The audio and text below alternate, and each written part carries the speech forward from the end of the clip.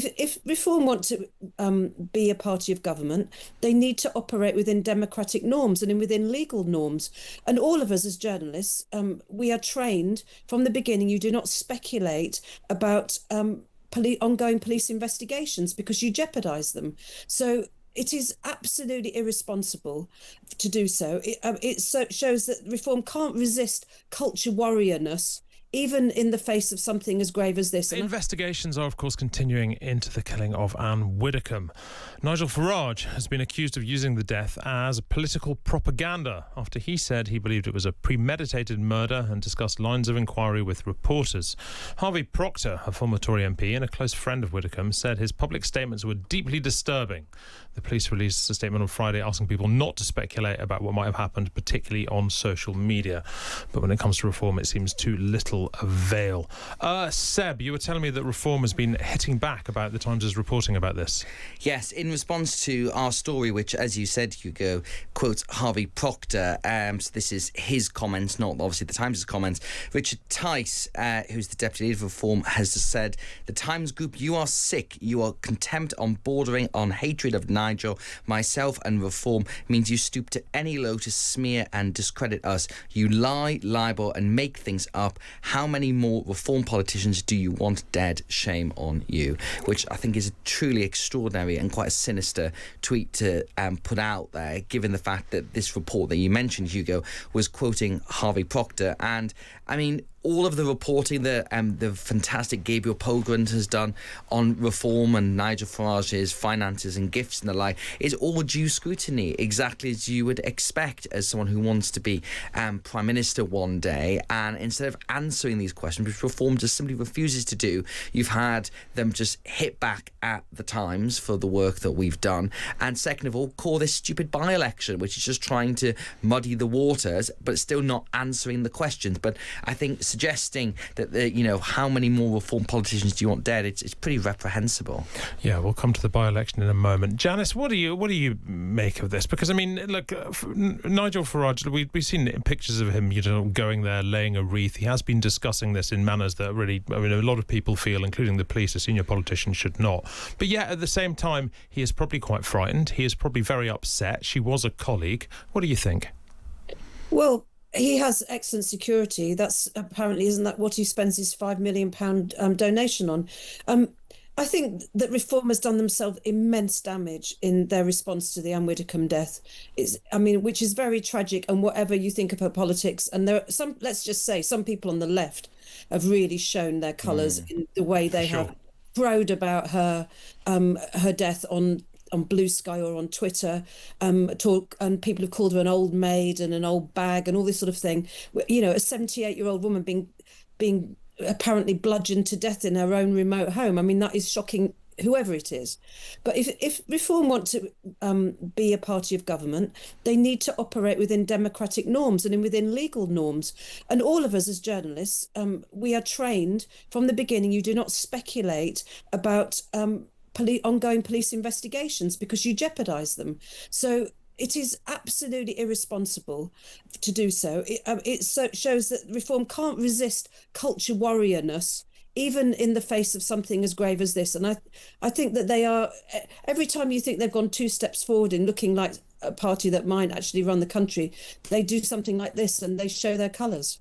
I mean, that response from Tice that you read out, Seb, you said it was cynical. I think if it was cynical... I said sinister, sorry. Sinister, fine. Well, I think if it was cynical, it would almost be better, if you see what I mean. Because, if somebody is being mendacious for political ends, at least that suggests they really know what's going on. The worst thing about that is it sounds sincere. It sounds that he actually does think it's unfair that Reform is getting this coverage. He actually does think the criticism is unfair. And you think, well, look, you're operating at a high level in British politics. You must know what politics looks like. You must know what you can say and what you can't say in sort of, in legal terms when something like this happens. You must know what coverage looks like. Yes, now, as the Times says in its editorial column this morning, that these are democratic norms, is to ask questions. And And if you go back to the root of where all this began, this is about Nigel Farage's declaration of gifts and of support the party has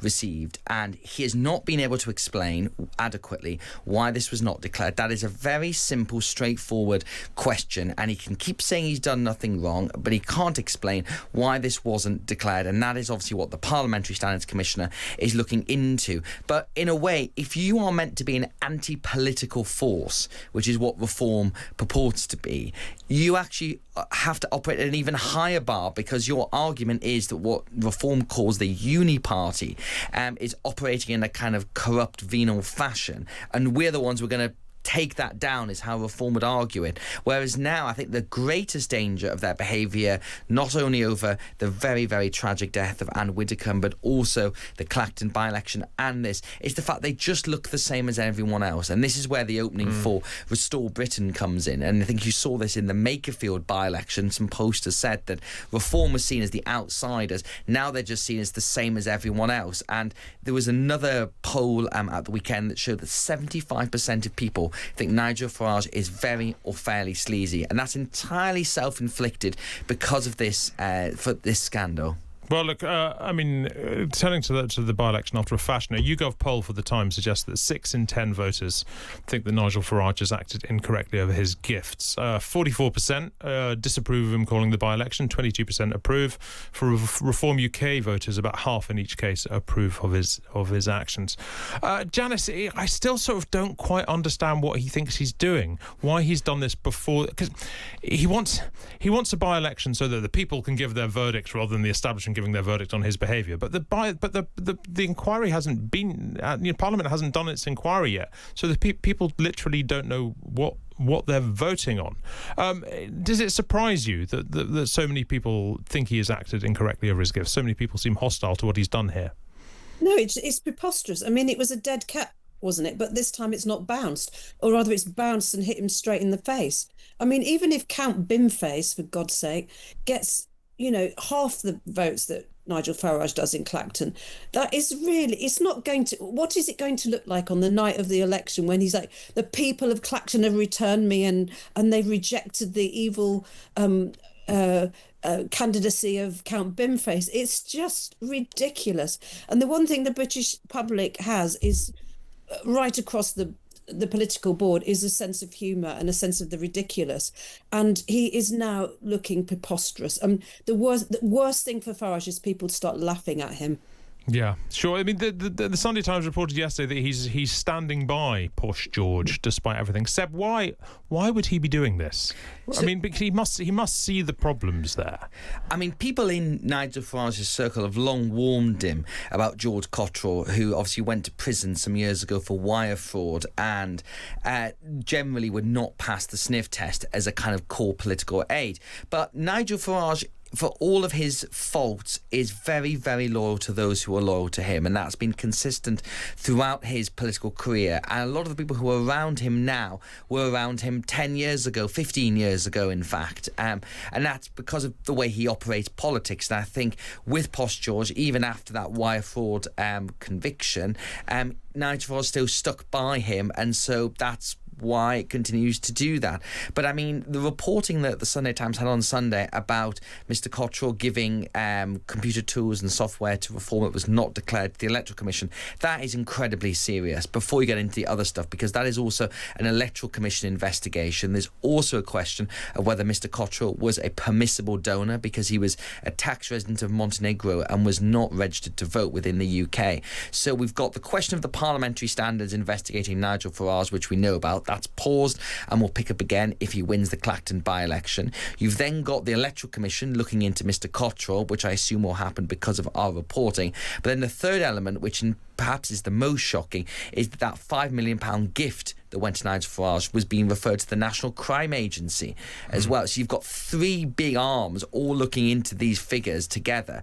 And so I think there's not a way where, even if he wanted to, Nigel Farage could throw George Cottrell or someone else under the bus, because this is the whole of Reform. This is everything in the party inner circle is being looked into. You've been writing as well, Seb, about the by-election. Listen to this. Well, I actually agree with what Sebastian Payne wrote in the Times recently. We can discuss whether or not he's actually talking about this particular column. Let's just pretend he was. Tell us about Clacton and White Knights.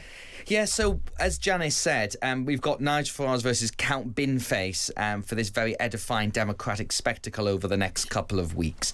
And there's been a lot of kind of chat about why isn't there an independent champion who could run in Clacton, beat Farage on a serious platform. And the folk memory of Martin Bell in Tatton comes to mind when he stood against Neil Hamilton over the Tory cash for question scandal, and the Lib Dems and Labour stood aside. Martin Bell famously won that by-election and beat Neil Hamilton, and that was that. And I argued in the column that I just don't think we could necessarily have that these days. We don't have national, big, respected figures in the way that Martin Bell was, who'd been 3 decades long war reporter. I posited the probably nearest version I could think of is Steve Rosenberg, who's the BBC's Russia editor, who does an incredible job and, well, has experience of grift abroad and would be able to highlight it at home. You then come to the likes of Martin Lewis, the money-saving expert, who every time people look for a kind of Tribune, independent Tribune, he comes near the top of the list. He ruled himself out. And it's partly the fact that our culture is atomized. It's partly the fact